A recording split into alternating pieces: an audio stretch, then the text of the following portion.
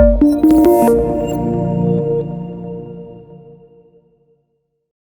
everyone, this is Kalyan Kumar this side and welcome to Chemistry Universe.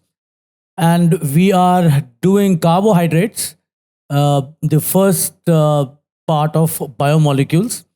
And in carbohydrates, so we have done two parts. This is part number 3, and this deals with the stereochemistry. And basically, we are talking about the stereochemistry of glucose in particular, and that will help you understand the stereochemistry of others also. And there are certain new definitions that we'll learn in this particular video. So without much ado, let's get the ball rolling. All right, this is part 3, biomolecules, carbohydrates. This is stereochemistry, part 1, epimers and open and cyclic structure of glucose. So let's explore, let's understand a new definition, that is epimers.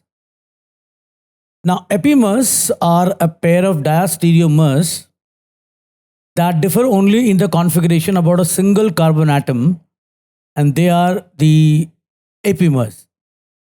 So what this basically means is that if you remember, and I hope you do, when we did isomers, we did optical isomers, there we said that if you have a compound with chiral carbons, and there was another compound which was the mirror image of this.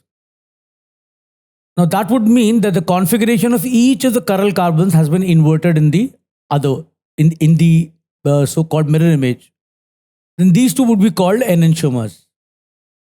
So if you want to distinguish, if you want to assign the word enantiomers to a pair of species, make sure that you are able to identify all the chiral carbons in one, similar chiral carbons on the other, and make sure that all of them are inverted in their configuration. So whatever is R here will become S there, and vice versa.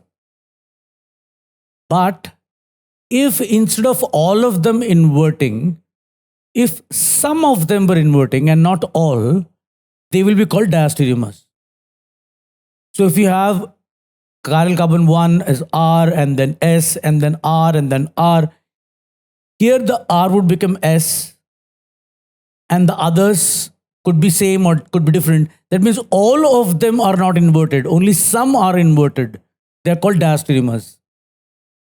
Now, epimers are inside diastereomers. They are a particular type of diastereomers where there is a difference of only one chiral carbon getting inverted. That means everything else is same. One gets inverted. So if you have 4 R's here you have 3 R and 1 S. So any one of the chiral carbon getting inverted, but all the rest remaining same, they are again diastereomers because all of them have not been inverted. And these particular diastereomers are given the name epimers. Now, example is D-glucose is an epimer of mannose and galactose, even though mannose and galactose are not epimers of each other. Let's understand this. This is D-glucose and this is D-mannose. If you look at the two, don't you think only this carbon has been inverted here, the configuration? The rest is exactly the same. So they are epimers. If you look at galactose,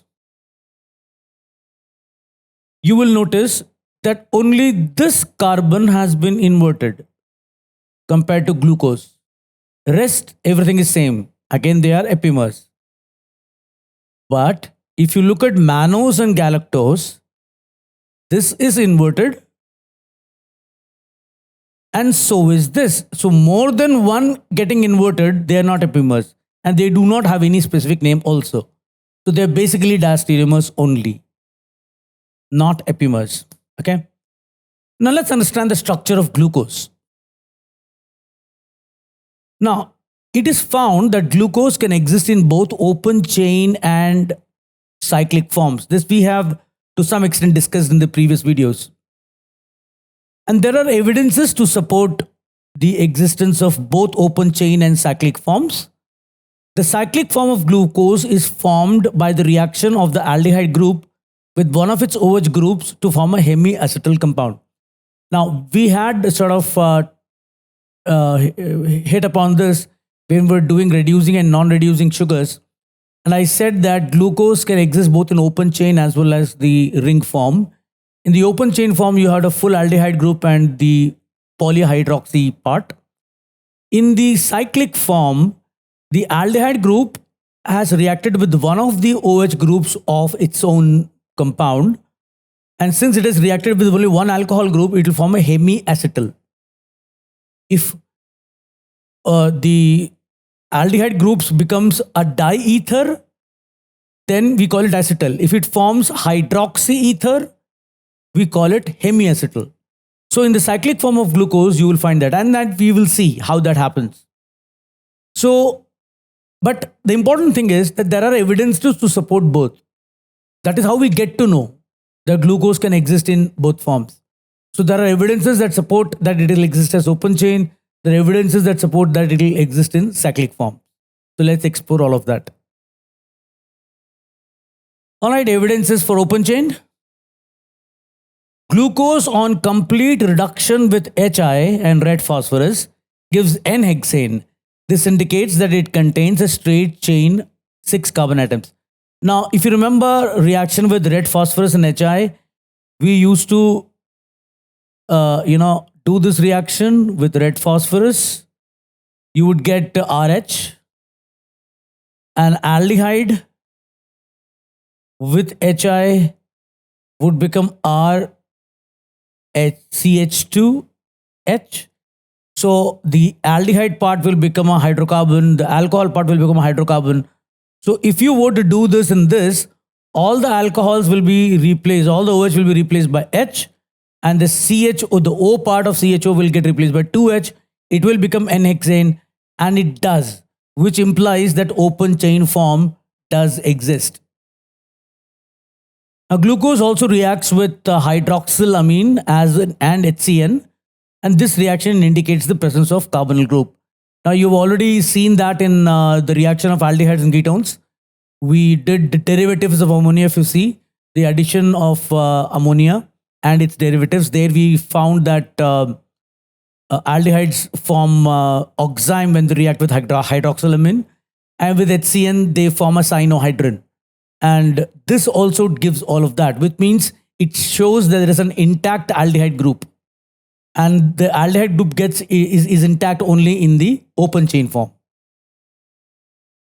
Glucose reacts with bromine water, Tollens reagent and Fehling solution. It confirms the presence of aldehyde group. And I think that's pretty much understood, because Fehling's test, Tollens test, and all these bromine water tests, etc., they indicate the presence of an free aldehyde group. And as I said, only the open chain form has that.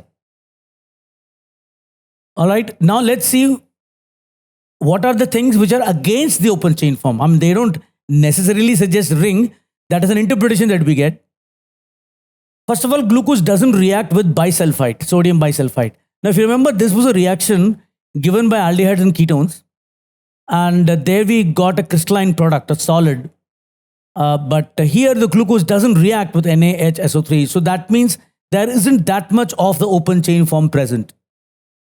Glucose also does not respond to shifts and 2,4-DNP test, which sort of shows us that there is some issue with the aldehyde group. Now, glucose reacts with PCl5 to make a pentachloroglucose.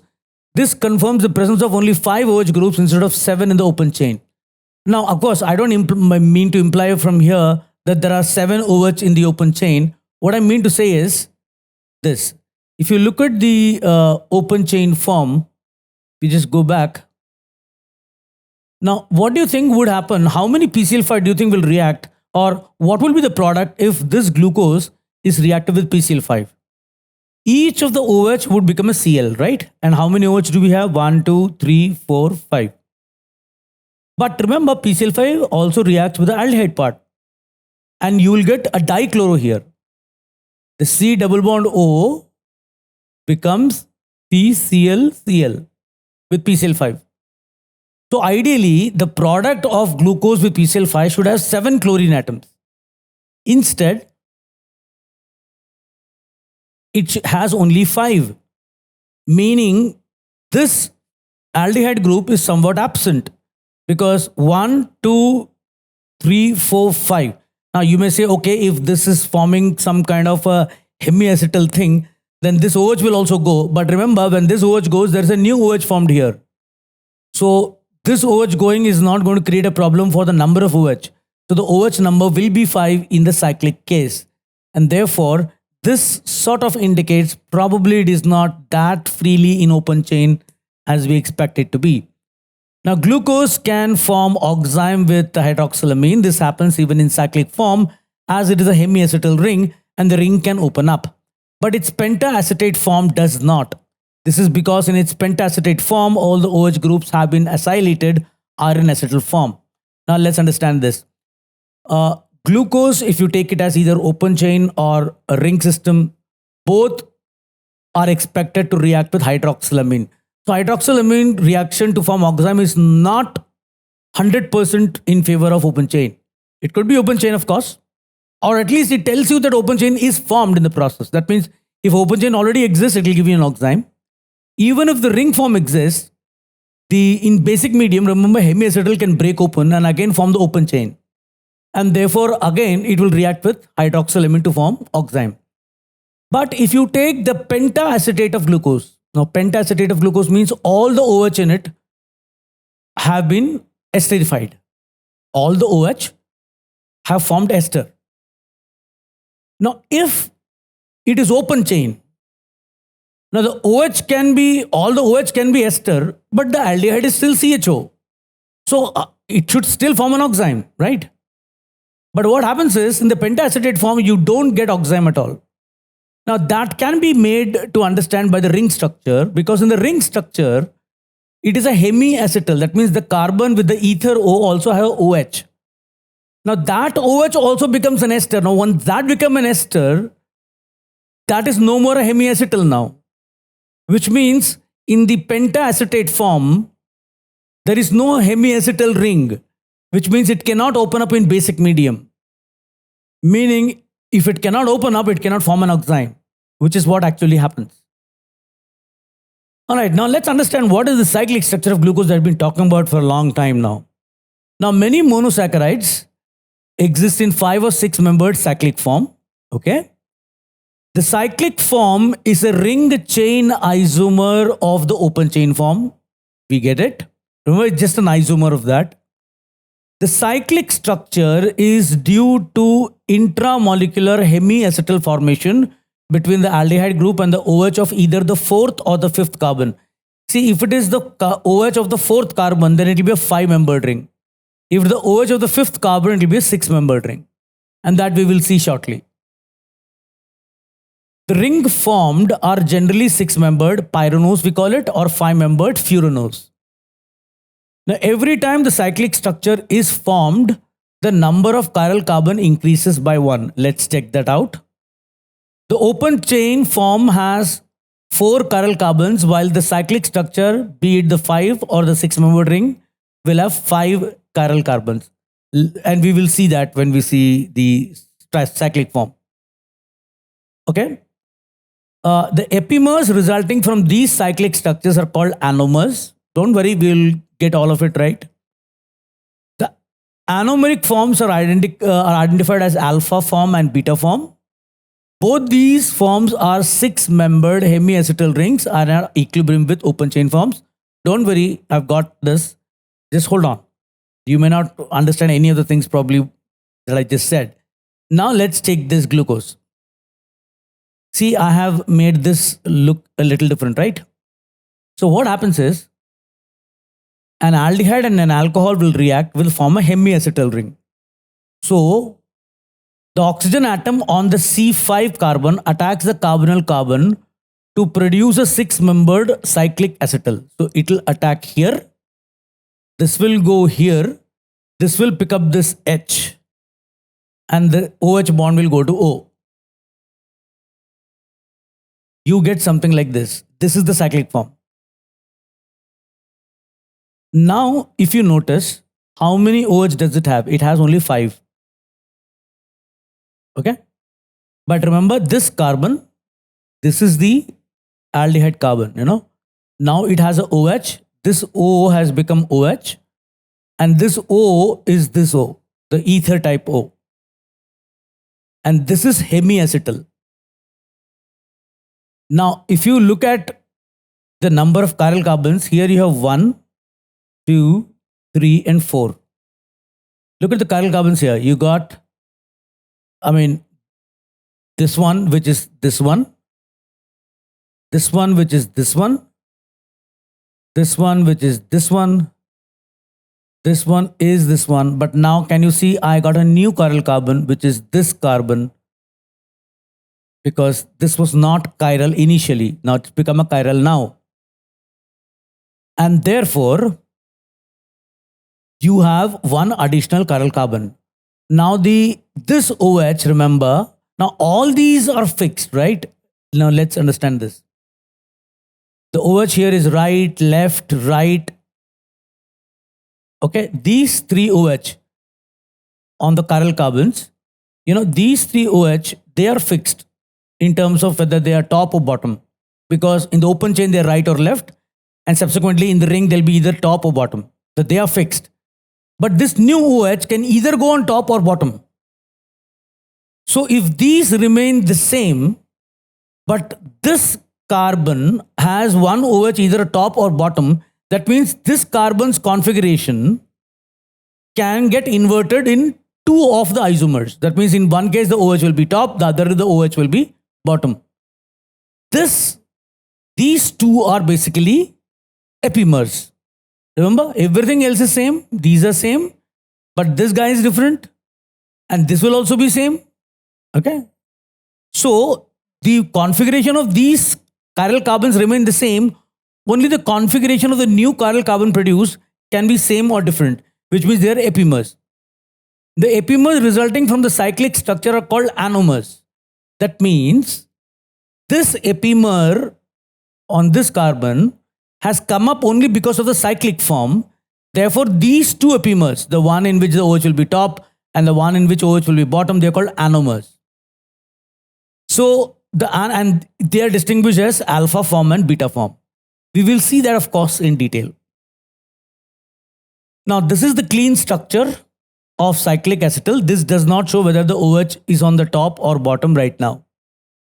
Since each chiral carbon of the open chain structure has a specific configuration, the OH group in the cyclic structure will also be specific.